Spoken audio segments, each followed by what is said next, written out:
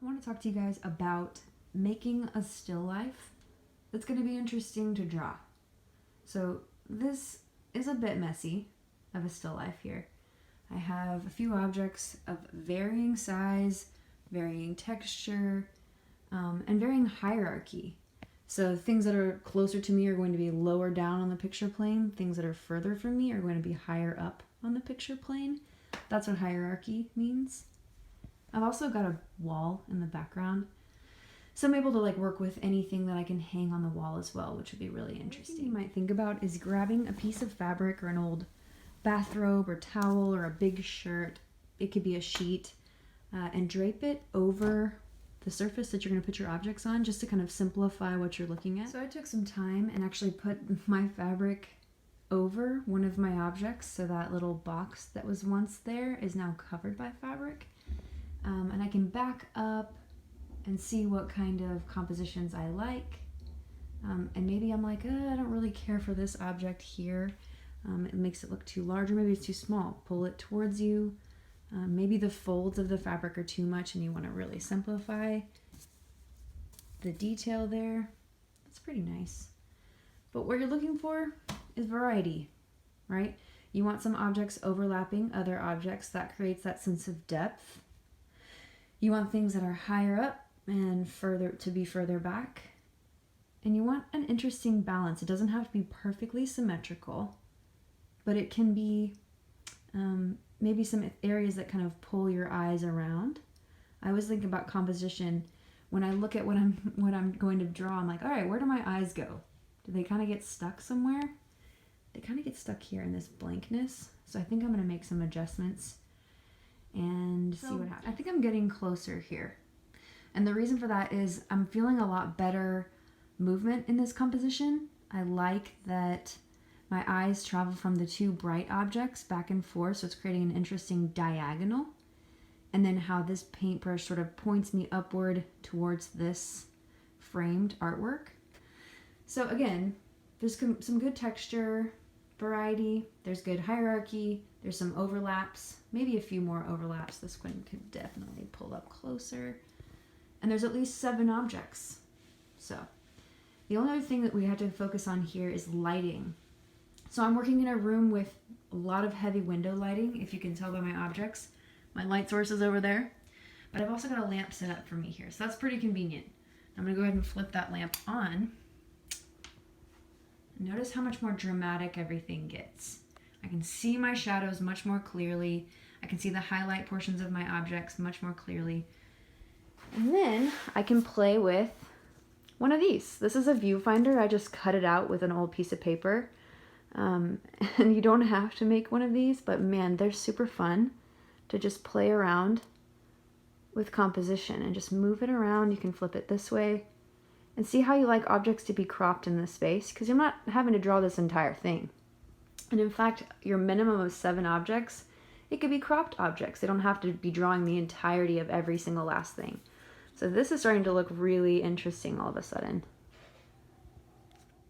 The last thing I want to say about arranging a still life and working from a still life is try to control as many parameters as possible. Obviously, you won't be able to work from daylight. Daylight changes a lot. So have a controlled light source, like this little lamp here. And also try to avoid working from a photo of this still life that you created. Okay, so don't take a picture of it and refer to your photo too much, because you'll get really confused. I really want you to focus on drawing from these 3-dimensional objects onto a flat surface of paper. And start with that gesture sketch, right? Everything has a very simplified shape. I see ovals everywhere, but there's also squares that you can find everywhere. And I'll do a quick demonstration of what a gesture sketch can look like from this vantage point. Okay, so I want to talk to you guys about how to use this viewfinder to build your thumbnail sketches. You need at least 3 thumbnail sketches so that you can decide which one looks the best. Which one do I would actually want to make into a large drawing? So for some of you, you may be looking from this angle. You may move your whole body and look from a totally different angle. That's fine. Give yourself some options. So I'm gonna look through my viewfinder. I'm gonna do a vertical composition first and just do a thumbnail. I could even trace that little rectangle on here, But instead of drawing the rectangle, I'm going to go ahead and do my gesture sketch first and then contain my drawing into a rectangle afterwards. So gesture sketches begin super loosely. Y'all have done these before. I start with the biggest shapes, which are that picture, this box that the picture's sitting on, and this whole right side here. So I'm going to draw a big rectangular shape. Can y'all see that? And then a little oval where this overlapping marble bowl is. And I'm going to follow my eyes along the height of that picture and realize this glass bottle is taller than that. So here's my picture in space. Here's the little handle. See how I'm drawing with my pencil so far back that I can actually see what I'm drawing. I'm not getting too detailed too quickly. This is gesture, this is fast. Here's a little circle where that little sprayer bottle is. I can find little angles between these to determine how low that is. And then up here in the corner is my picture frame. So now I can get a little bit more detailed. I can draw my bottle. I see the little box in space with the overlapping lemon on top of it.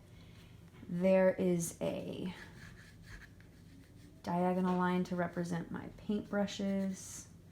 So to refine this sketch a little bit more for you, I'm going to do a little bit of a contour outline of each object. There's the box. Here's my bottle. Still really, really loose. My lemon is still a blob, okay? I'm not worried about perfection here. I'm just trying to get things in space where they belong. All right, so that's my first gesture thumbnail sketch. And I'm like, okay, should this be a composition that looks like horizontally or vertically? My plan was vertical, so I'm gonna go ahead and contain these objects in a rectangle the way I viewed them. So here's my rectangle. Okay, which means my picture frame gets cropped. Not much else is cropped, honestly, except for maybe the background where the fabric is met.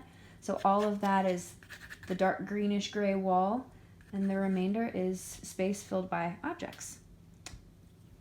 All right, so I just wanted to show you how this process works for any artist. Coming up with multiple options is a great plan. If you just do one option for yourself, it's really limiting, so at least do 3.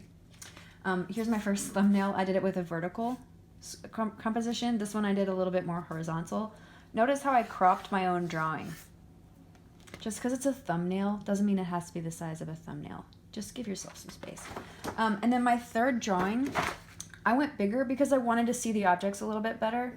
No problem. You have a sketchbook with hundreds of pages. Use your sketchbook. I ended up liking this one the best, and I'm going to show you why. But I will help you if you can't figure out which one you like best.